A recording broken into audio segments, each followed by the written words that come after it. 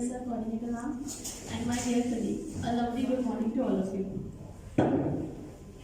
Today, my topic is principle of. Today's my topic is principle of teaching mathematics. How we can apply thinking in mathematics. Before starting my topic, I would like to start from a quotation, and the quotation is: "Mathematics is the most beautiful and most powerful creation of the human spirit." As I have heard from many students, they hated maths. And I love maths because I'm a maths teacher, so it is hard for me to clear this. But I have seen many students who just take another branch, another subject, just to get rid of maths. And this happened with me also, not with maths, but when I was in my 12th, I didn't like organic chemistry, to be honest. So I decided when I do graduation, I am not going to take chemistry as my subject. So I opted for computer science. And this happens with our student also. They hated maths, that's why they take other subject. They don't have any interest in other subject also.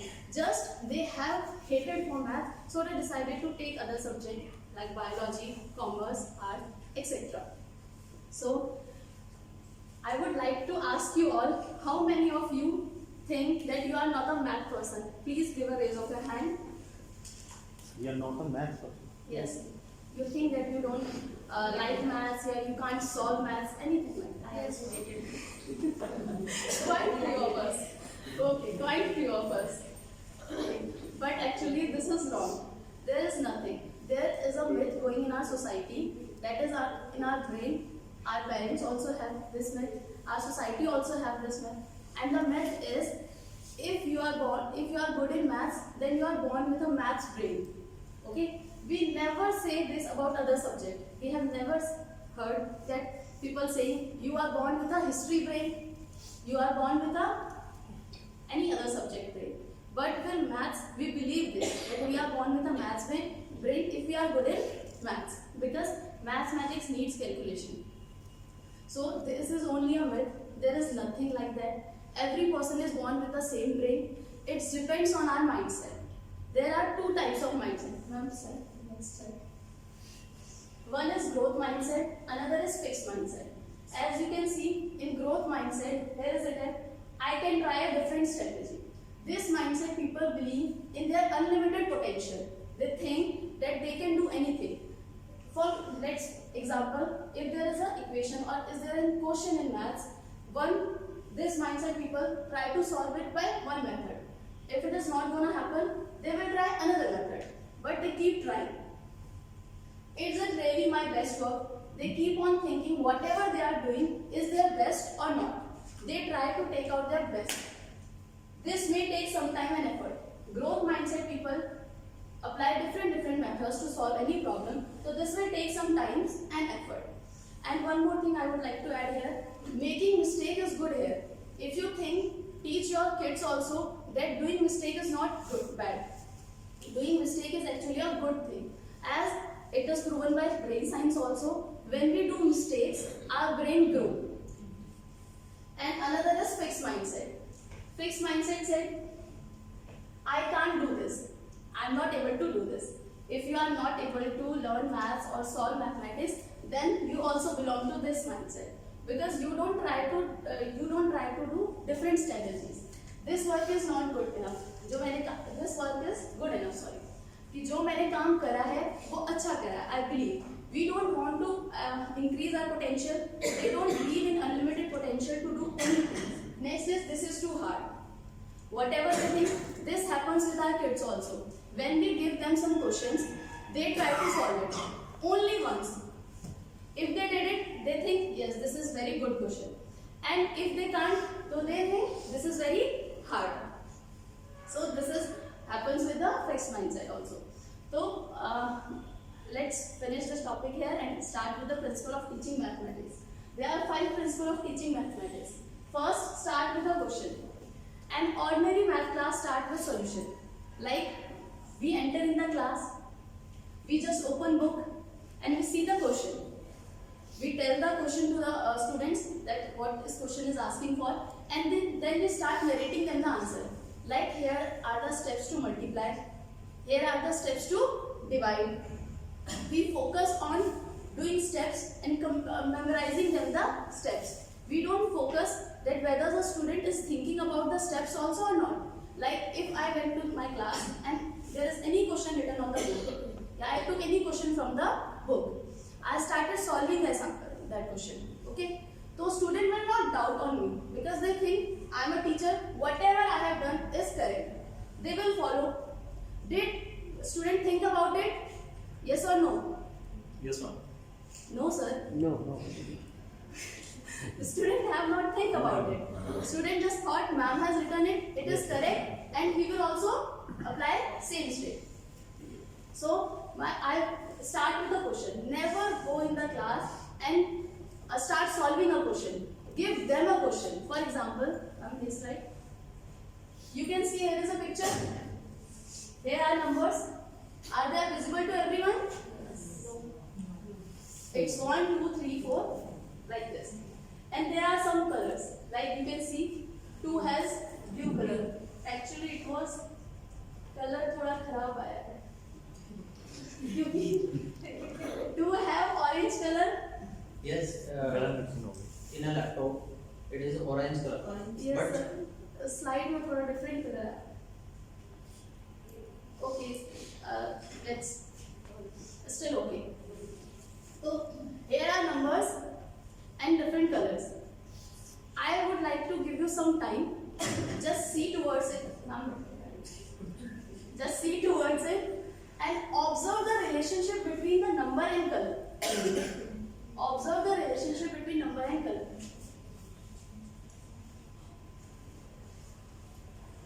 pardon please.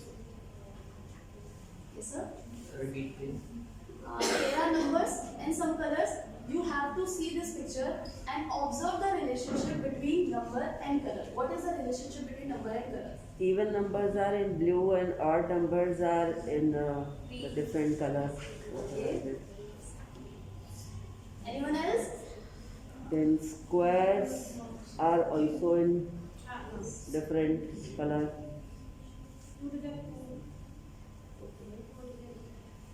Five, 25. Okay. Some numbers can be divisible by 3 and 2. They have 2 colors. Okay, ma'am. What else?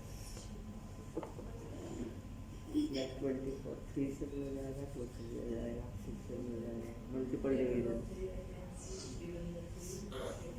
Anyone else?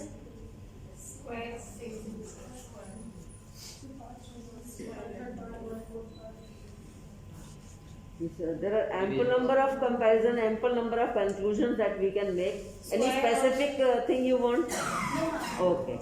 Square of 2. There are so many conclusions that we can make out of these. Odd, even, divisible, means Color-wise. Color-wise and divisible by 2 multiples, 3 multiples, 4 multiples. So many things are there. I don't know what you want.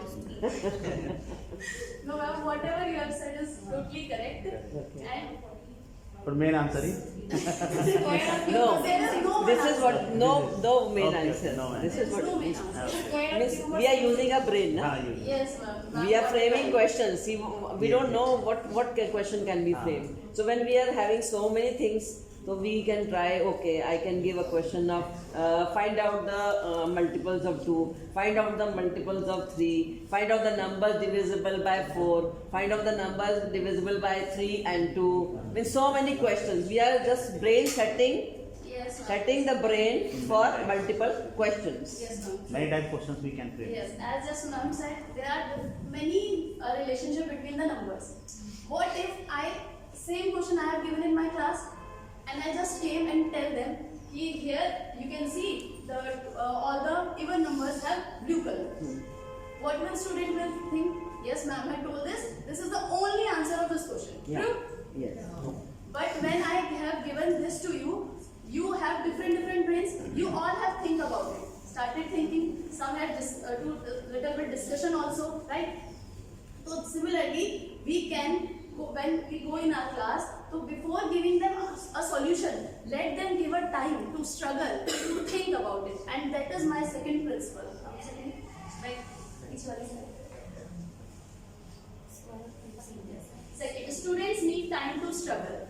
Before telling them answer, give them some time to struggle. This, what will this help? अच्छा, आप सब में से आपने इस चीज के बारे में सोचा पीछे? What do you observe? मैंने आपको क्वेश्चन दिया था. You all think about it. तो what do you observe? Critical thinking. Critical thinking. सबने सोचा. All think about it. Some were hesitated to speak, right? And some were very confident to speak, right? Some do little bit discussion also. So similarly, our kids also do this. If we just tell them an answer, they will learn it. Okay? When they will give them time to struggle, they will think about it. They will think how it is solved, what are the different ways we can solve. In maths, there is no single way to solve a problem. There are multiple ways to solve a problem. And you cannot teach a kid to solve a problem by only one method. If a kid is teaching, if a kid is telling you the same answer with different method, that is also correct. It is good because the kid is using his brain also. He is not applying your methods, your formulas. Okay? So second is student need time to struggle. We should give students some time to struggle, to think from their brain also. Now let us suppose same question I have given in my class also. And some student said, as ma'am said, all the even numbers have blue color, right? And ma'am don't know that answer is correct or not. Ma'am just asked me, is it right or wrong? What if I don't know the answer? I am also a human being, as I am a teacher. But when a student uses his brain, so he will not bring question from the book. He can bring question from anywhere. What if I don't know the answer? What will you do? If you don't know the answer, what will you do? Can anyone tell? We'll verify and check. Instead of providing, what you want to say is you are not the answer key. Okay, whatever the child has put in front of you, we'll verify, and if we find it okay, yes, this can be the answer. Then another student who has given another thinking, that also can be verified and supplied the answer. So that way we can get multiple number of answers instead of one and only one answer. Correct. So my third principle is you are not the answer key. As we are teacher, but we are not the answer key of any question. Student asks me, is it right? Like ma'am asked me, is it right? I don't know answer. As a teacher, I also get afraid. Maybe child, what will child think about me? What will you answer at that time? I don't know. We don't know. Let's find out together. You and me and the whole class will find out the answer together. Then what will we do? If I don't want to say that I don't know, I can ask the child, why do you think so? You have given this answer, explain me, why do you think so? He or she has given his answer. Then I can ask other student of the class that this student has given this answer. Do you all agree with this answer? Yeah, or you all think something else? Then various different minds will put their various different thoughts. Correct? Then we can come to a conclusion that whether the answer is correct or not. I don't know the answer, still we reach to the conclusion. Okay? So you are not the answer key. And if you are denying, if you are saying that you are not the answer key, you are creating a space for your kids to do what? To do group discussion, to do debate. They are creating an environment. When you are directly answering the question, all students are not taking interest, right? But when you create an environment like group discussion, debate, every student will take part in it. Some will take it as a comedy. Some will take as some will take it seriously. Some will take it a way of talking to each other. But every child sitting in the class become alive. They started thinking about it. Very good. Next, say yes to your student ideas. What does it mean? Every student do not, if you ask any question to the student, it is not necessary that he will answer you correct. Maximum of time, he will answer you wrong. Maximum student will answer you wrong. But saying that you are wrong, sit down, don't speak, this is wrong way. Say yes to your student ideas. Whatever they are saying, say yes. Okay, we will find out. Saying yes doesn't mean that you are saying he is right. If a student is saying 2 plus 2 is 5 and you are saying you are wrong, you don't do anything, just sit down, this is a wrong way. Tell him, okay, yes, we will find out. How you will find out? If by saying yes, I again repeat, by saying yes, you doesn't mean that he is right. You are just accepting his idea. By doing this, you are building a confidence in your child to ask anything to you. Can any of you ask this question to me? No. बहुत बार ऐसा होता है कि हम लोग कोई question पूछना चाहते हैं, due to our hesitation we never ask. जब वर्कशॉप भी चल रही थी, यहाँ पे टीचर आके क्वेश्चन पूछते तो बहुत सारे आंसर ऐसे थे जो मुझे पता थे, but due to my hesitation I never answered it. Similar happens with our kids also. They know answer, they know many things, but due to their low confidence they are not able to ask to the teacher. Very positive way of teaching. Very positive way of teaching. So if you say yes to a student's idea, whether they are asking you a very silly question or a very good question, by saying yes you are building a confidence in them. So next time a student will not hesitate to ask you anything, and by answering him you are also helping him to ask anything, and this type of confidence will help him in future also. Last play, mathematics. Mathematics is a subject you can't learn. It is just to play. Mathematics is to play. If you want to learn mathematics, you start playing with numbers. You just shift number here and there, you will see whole concept will be changed. Mathematics helps you to add the numbers, divide the number. We use mathematics in our daily life. There is nothing, as Deepak sir also told in starting, there is nothing in your life in which mathematics is not used. Just we can't say it. Science experiment happen, we see some changes are happening. So we see, okay, science is going on. In maths, we don't see anything, but still maths is using in your daily life, everything. Okay? So mathematics is to play. And at last I started the point that a student say they hated maths. But I believe or I think that if we apply these 5 principles in our daily life teaching mathematics, so student will say they actually love maths, as I used to say.